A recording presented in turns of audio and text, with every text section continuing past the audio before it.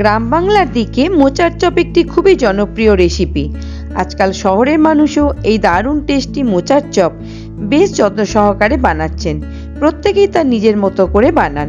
আজকে আমি আমার মতন করে মোচার চপের রেসিপি আপনাদের সঙ্গে শেয়ার করছি।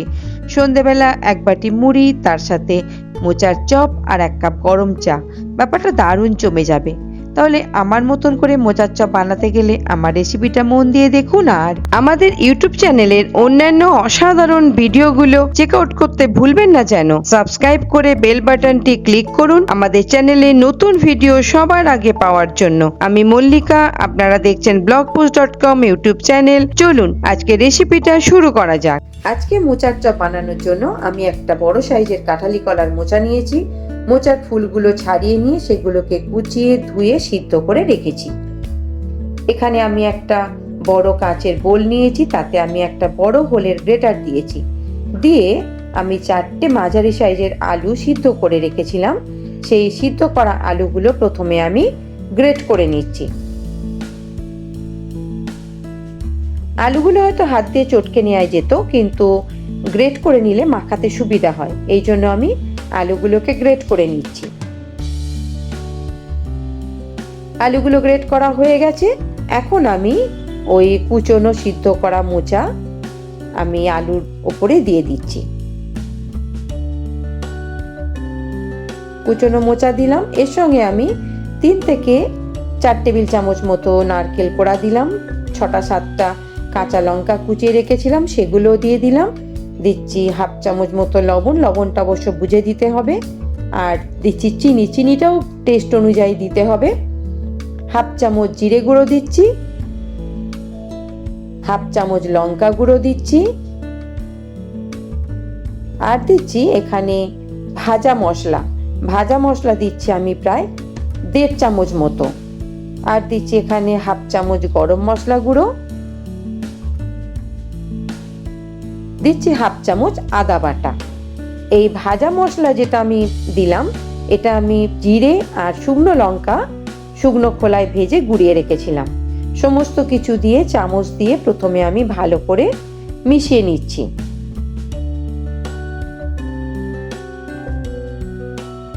আলু সেদ্ধর পরিমাণটা কিন্তু মোচা কতটা আছে সেই বুঝে দিতে হবে, খুব বেশি দিলে আবার ভালো হবে না।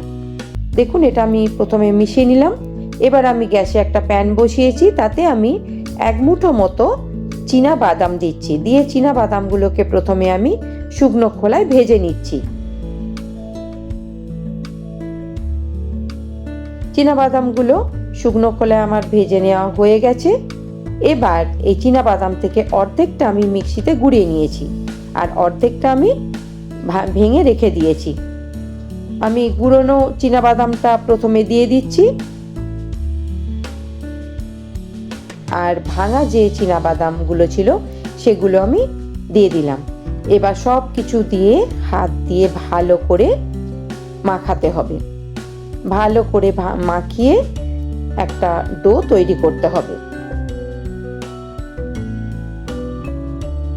এই চীনা বাদাম ভেজে গুঁড়িয়ে দেওয়ার জন্য এই ডোয়ের যে একটা যে জল অংশ থাকে, সেই অংশটা কিন্তু টেনে নেবে। এবার আমি ডো থেকে কিছুটা পরিমাণ হাতে নিয়ে এই চপের আকার দিয়ে রেডি করছি। যতগুলো হবে ততগুলো চপ আমি এর থেকে বানিয়ে নেব। দেখুন, আমার যতগুলো চপ হয়েছে আমি সব বানিয়ে নিয়ে রেডি করলাম। এইবার এই চপগুলোকে ভাজার জন্য আমাকে রেডি করতে হবে। এর জন্য একটা কাঁচের বোল নিয়েছি, তাতে আমি বেসন দিচ্ছি প্রায় 3 টেবিল চামচ মতো,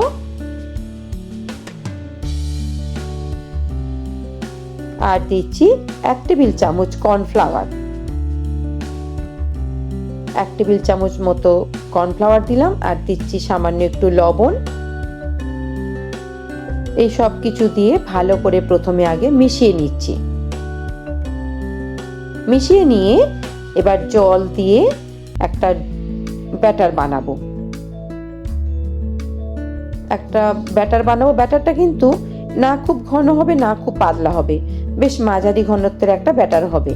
ব্যাটারটা বানিয়ে নেবার পর এখানে আমি 1 টেবিল চামচ রিফাইন তেল দিলাম। দিয়ে তেলটা ভালো করে মিশিয়ে নিচ্ছি। দেখুন ব্যাটারটা দেখেই বুঝতে পারছেন যে ব্যাটারটা কিন্তু খুব পাতলা হয়নি বা খুব ঘনও হয়নি, বেশ মাঝারি ঘনত্বের একটা ব্যাটার হয়েছে। ব্যাটারটা আমি রেডি করে নিলাম। দেখুন ব্যাটারটা আমার রেডি হয়ে গেছে। এখন আমি ওই চপগুলোকে এই ব্যাটারে ফেলে তারপরে ওই গরম তেলের মধ্যে ফেলে ভেজে নেব। আমি ওদিকে গ্যাসে একটা কড়া বসিয়ে তেল অলরেডি গরম করতে দিয়েছি, আর চপগুলোকে এই ব্যাটারে ফেলে ভালো করে ব্যাটার মাখিয়ে গরম তেলে দিয়ে ভেজে নিচ্ছি।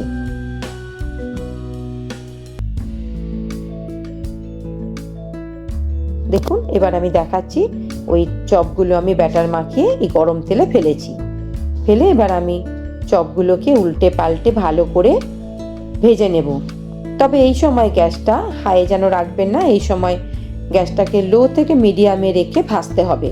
যদি হাই রাখেন তাহলে এই চপগুলো ওপর থেকে তো ভাজা হবে, তবে ভেতর থেকে কিন্তু ভাজা হবে না।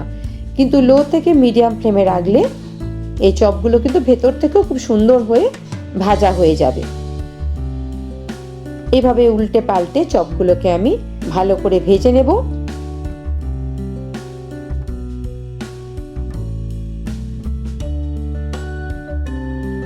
দেখুন চপগুলো আমার ভাজা হয়ে গেছে, এবার আমি তুলে নিচ্ছি।